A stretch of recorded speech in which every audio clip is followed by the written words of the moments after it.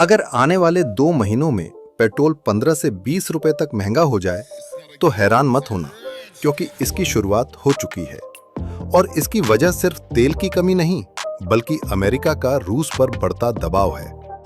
अभी दुनिया में एक बड़ी चुपचाप चल रही लड़ाई हो रही है। ये सीधी बंदूक वाली लड़ाई नहीं है, ये है आर्थिक लड़ाई।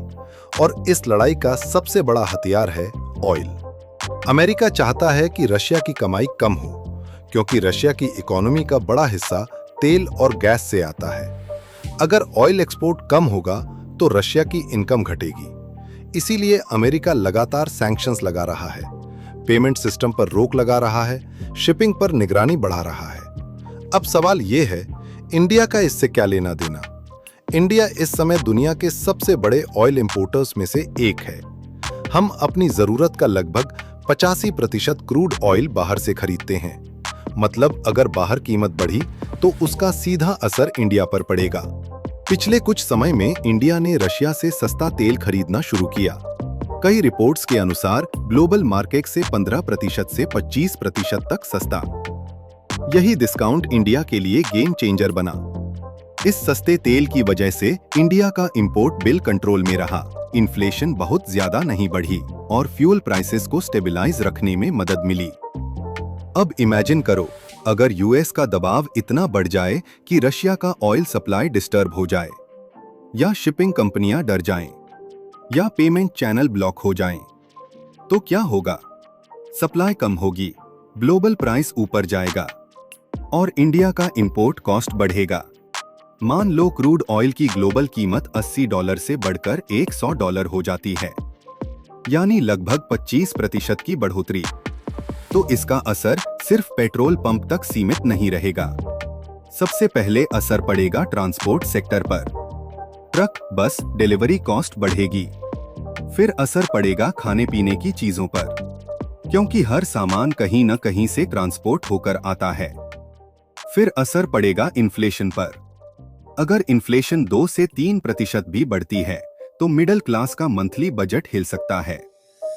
अब दूसरी बात समझो, इंडिया के पास फॉरेक्स रिजर्व है, लेकिन अगर ऑयल इंपोर्ट बिल अचानक बढ़ जाए तो डॉलर की डिमांड बढ़ेगी, और जब डॉलर की डिमांड बढ़ती है तो रुपया कमजोर हो सकता है।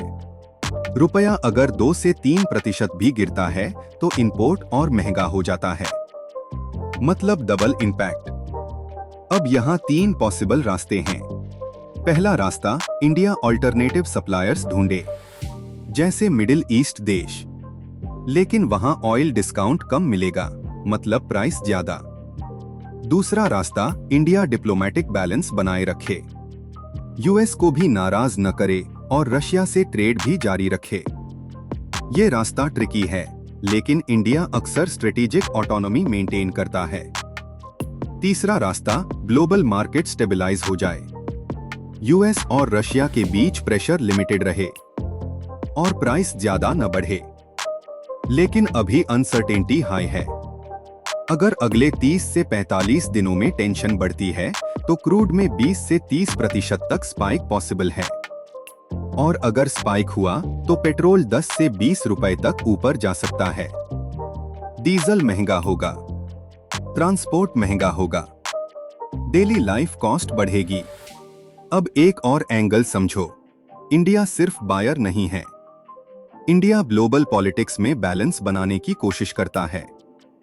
इंडिया G20 का हिस्सा है, ब्रिक्स का हिस्सा है, और स्ट्रेटेजिक पार्टनरशिप यूएस के साथ भी है। मतलब इंडिया को हर कदम सोच समझकर रखना होगा। अगर इंडिया स्मार्ट नेगोशिएशन करता है तो डिस्काउंट कंटिन्यू रह सकता है। अगर ग्लोबल टेंशन कम हुआ तो इंपैक्ट लिमिटेड रहेगा। लेकिन अगर ऑयल 30% बढ़ा तो स्टॉक मार्केट में वॉलेटिलिटी आ सकती है। ऑयल मार्केटिंग कंपनीज के शेयर्स रिएक्ट कर सकते हैं। एविएशन सेक्टर प्रेशर में आ सकता है। अब सबसे इंपॉर्टेंट सवाल, क्या इंडिया प्रिपेयर्ड है? इंडिया ने पिछले कुछ सालों में रिफाइनिंग कैपेसिटी बढ़ाई है, स्ट्रेटेजिक ऑयल रिजर्व बनाए हैं, एनर्जी डाइवर्सिफिकेशन पर काम किया है। लेकिन शॉर्ट टर्म शॉक से पूरी तरह बचना मुश्किल होता है। इसलिए आने वाले 2 महीने क्रिटिकल हैं। अगर ऑयल स्टेबल रहा तो इंडिया सेफ रहेगा। अगर स्पाइक आया तो कॉमन आदमी की जेब पर असर दिख सकता है। यह सिर्फ जियोपॉलिटिक्स की स्टोरी नहीं है, यह आपकी डेली लाइफ की स्टोरी है। आप जो पेट्रोल भरवाते हैं, जो सब्जी खरीदते हैं, जो ऑनलाइन ऑर्डर करते हैं, सब इस ग्लोबल ऑयल गेम से जुड़ा है। अभी दुनिया इकोनॉमिक चेस खेल रही है। यूएस प्रेशर बढ़ा रहा है, रशिया अपनी पोजीशन बचा रहा है और इंडिया बैलेंस बना रहा है। अब देखना यह है कि आने वाले हफ्तों में कौन सा मूव गेम बदलता है। अगर ऑयल 10% बढ़ता है, मैनेजेबल। अगर 20% बढ़ता है, प्रेशर। अगर 30% बढ़ता है, फ्यूल शॉक।